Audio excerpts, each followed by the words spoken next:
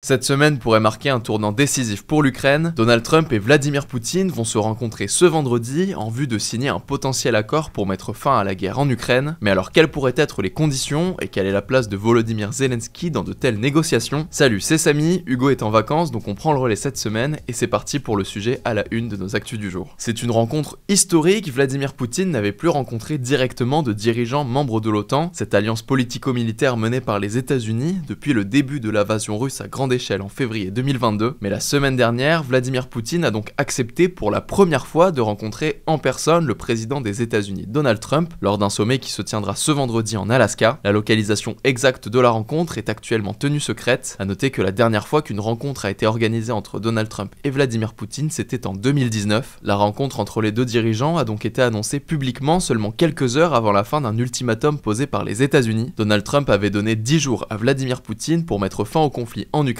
sous peine de sanctions et notamment économiques. Et cet ultimatum a donc probablement poussé à cette rencontre. Alors on va revenir dans un instant sur ce qui pourrait être négocié pendant cette rencontre, mais avant ça me paraît important de rappeler que le président russe est visé par un mandat d'arrêt par la Cour pénale internationale en raison de son invasion de l'Ukraine. La CPI est une juridiction pénale internationale notamment chargée de juger les personnes accusées de crimes contre l'humanité et de crimes de guerre. Ce mandat oblige donc chaque pays qui reconnaît la CPI à arrêter le dirigeant russe s'il venait à mettre les pieds sur son sol. Sauf que les États-Unis ne reconnaissent pas la CPI et n'ont donc pas l'obligation de l'arrêter. Autrement dit, aux États-Unis, Vladimir Poutine ne risque a priori rien. Mais alors maintenant qu'on a dit ça, à quoi pourrait mener ce sommet Trump-Poutine? Pour le moment, la Russie n'a rien communiqué concernant ses intentions lors de cet échange, ce qui n'est pas le cas de Donald Trump. Sur son réseau social Truth Social, le président des États-Unis a annoncé, je cite, que des échanges de territoires auront lieu lors du sommet, une volonté de longue date affichée par Vladimir Poutine. Jusqu'ici, les conditions de la Russie, qui occupe actuellement environ 20% du territoire ukrainien pour un potentiel cessez-le-feu étaient que l'Ukraine lui cède 4 régions partiellement occupées par ses forces militaires, à savoir celles de Donetsk, Lugansk, Zaporijjia et Kherson, en plus de la Crimée, une région ukrainienne annexée en 2014 par la Russie, une annexion qui est d'ailleurs jugée illégale par l'ONU et une grande majorité des pays du monde. Parmi ces conditions, la Russie demande aussi à l'Ukraine de renoncer aux livraisons d'armes occidentales et à toute adhésion à l'OTAN. Selon les informations du Wall Street Journal, le président russe se serait dit prêt à un cessez-le-feu complet si l'Ukraine acceptait de retirer ses soldats de la région de Donetsk. La Russie contrôlerait alors les régions de Donetsk et de Luhansk, ainsi que la péninsule de Crimée prise en 2014. En échange, la Russie pourrait arrêter de combattre ou se retirer des régions de Kherson et de Zaporijjia, ce qui pourrait alors constituer ce fameux échange cité par Donald Trump. Mais je le rappelle, aucune annonce officielle de la part de la Russie n'a été faite dans ce sens pour le moment. Mais alors quelle est la réponse de l'Ukraine? Eh bien face à ces déclarations, le président ukrainien a déclaré ce samedi qu'il rejetterait tout accord de paix impliquant la cession de territoire à la Russie. De son côté, Donald Trump s'est lui dit contrarié par ce refus. A noter d'ailleurs que Volodymyr Zelensky n'est d'ailleurs pas convié à la rencontre entre les présidents russes et des États-Unis, mais la Maison-Blanche a néanmoins fait savoir que Donald Trump restait ouvert à un sommet trilatéral avec Vladimir Poutine et Volodymyr Zelensky, mais le président russe n'a pour le moment pas donné suite à cette proposition. La semaine dernière, Vladimir Poutine avait estimé que les conditions ne sont pour le moment pas réunies pour qu'il rencontre Volodymyr Zelensky. Et un autre absent de ces négociations, c'est l'Union européenne qui craint elle aussi la signature d'un accord qui serait défavorable à l'Ukraine. Concernant la potentielle cession de territoire ukrainien à la Russie, la haute représentante de l'UE pour la politique étrangère et la sécurité a affirmé, je cite, que le droit international est clair, tous les territoires temporairement occupés appartiennent à l'Ukraine, et elle a rappelé que tout accord entre les États-Unis et la Russie doit inclure l'Ukraine et l'UE car c'est une question de sécurité pour l'Ukraine et pour l'ensemble de l'Europe. L'Union européenne a d'ailleurs réuni en urgence ses chefs de la diplomatie ce lundi et une nouvelle réunion est prévue ce mercredi, une réunion d'ampleur puisque les dirigeants d'Allemagne, de Finlande, de France, du Royaume-Uni, d'Italie, de Pologne, d'Ukraine, la présidente de la Commission européenne, le président du Conseil européen, le secrétaire général de l'OTAN, ainsi que le président des États-Unis et son vice-président seront présents lors de cette réunion en ligne. L'objectif affiché, préparer de possibles négociations de paix et s'accorder sur une coordination politique entre les alliés, les pressions à exercer sur la Russie, ainsi que sur les garanties de sécurité indispensables pour l'Ukraine. En tout cas, selon Volodymyr Zelensky, il est, je cite, évident que les Russes cherchent simplement à gagner du temps et non à mettre fin à la guerre. Selon lui, la situation sur le champ de bataille prouve que la Russie prépare de nouvelles opérations offensives. L'état-major de l'armée ukrainienne a par ailleurs affirmé ce mardi que l'armée russe avançait rapidement dans la région de Donetsk. Il s'agit d'une avancée rapide d'environ une dizaine de kilomètres en une seule journée selon le site d'analyse militaire Deep State qui est proche de l'armée ukrainienne. On suivra évidemment dans la semaine l'avancée de toutes les négociations sur nos comptes et en attendant je vous laisse avec Léa pour les actualités en bref. Merci Samy et bonjour à tous. On commence avec cette actu. En France, des records de de température ont été battus ce lundi dans plusieurs villes du sud-ouest du pays, alors que 12 départements étaient en vigilance rouge canicule. Alors je vais pas tous les lister ici, mais par exemple, il a fait 42,1 degrés à Angoulême et à Bergerac, et 41,6 degrés à Bordeaux, qui sont donc des valeurs inédites pour ces villes. Selon Météo France, cette vague de chaleur, qui est la 51e enregistrée en France depuis 1947, devrait durer jusqu'à la semaine prochaine. À noter qu'avec le changement climatique, ces épisodes sont appelés à se multiplier et s'intensifier avec les années. Et d'ailleurs, tant qu'on parle de records, plus de la moitié de l'Europe et des côtes méditerranéennes étaient touchées par la sécheresse en juillet 2025, et ce pour le 4e mois consécutif. C'est ce qu'a révélé l'analyse par l'AFP des données de l'Observatoire européen de la sécheresse ce mardi. La sécheresse dans la région a battu des records mensuels chaque mois depuis le début de l'année. Alors l'Europe de l'Est et les Balkans sont particulièrement concernés par la sécheresse. Par exemple, en Hongrie, la part des sols en situation d'alerte est passée de 9% en juin à 56% en juillet. En France, ce sont plus des 2/3 des sols qui étaient affectés par la sécheresse en juillet. À noter que l'une des conséquences de la sécheresse, c'est qu'elle assèche la végétation, qui devient donc plus inflammable et facilite la propagation des incendies. Deuxième actu, justement, un incendie s'est déclaré ce lundi dans la soirée à Saint-Vallier, en Charente, avant d'être fixé et maîtrisé mardi vers 5h du matin, comme l'a annoncé la préfecture. Pendant la nuit, environ 300 pompiers ont été mobilisés pour lutter contre les flammes qui ont brûlé 230 hectares de forêt,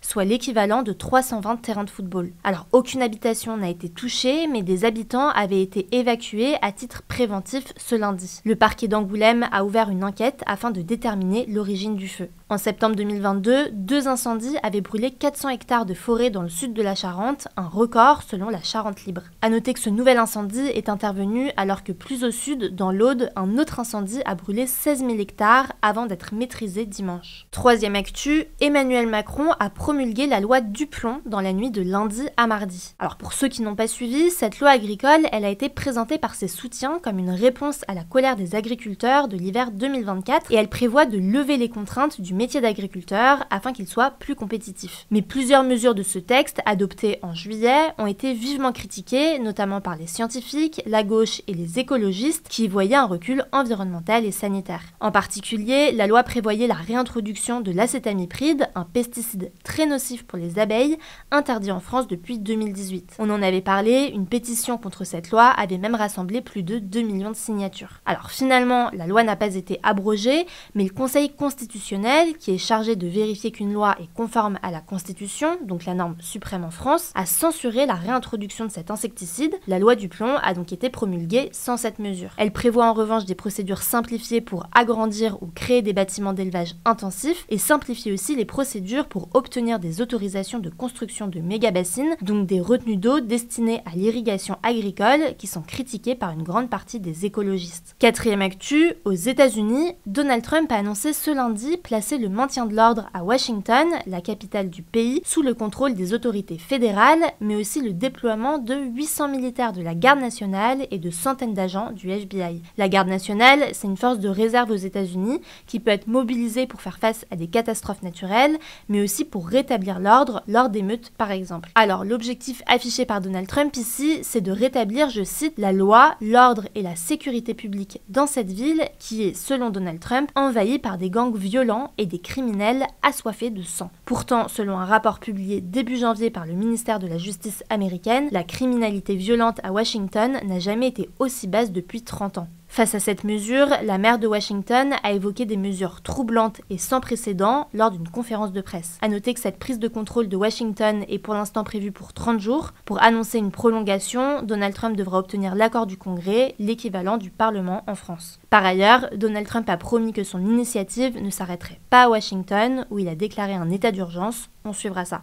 Et on finit avec cette actu, la chanteuse américaine Taylor Swift a annoncé la sortie de son 12e album quelques heures après avoir publié un compte à rebours sur son site. Alors pour le moment, on ne sait pas grand chose dessus, mis à part qu'il s'appellera The Life of a Showgirl. L'album est déjà disponible en précommande et le site indique que les livraisons ne seront pas effectuées avant le 13 octobre, tout en précisant qu'il ne s'agit pas de la date officielle de lancement. A noter que le dernier album de Taylor Swift, The Tortured Poets Department, sorti en avril 2024, avait été l'album le plus vendu de l'année. Et merci beaucoup Léa pour ces actualités en bref, on a fait le tour pour aujourd'hui. Merci à vous de nous suivre chaque jour, que ce soit sur YouTube, Instagram ou encore en newsletter. N'hésitez pas à vous abonner si ce n'est pas déjà fait, et en attendant, prenez soin de vous, prenez soin de vos proches, et on vous dit à demain.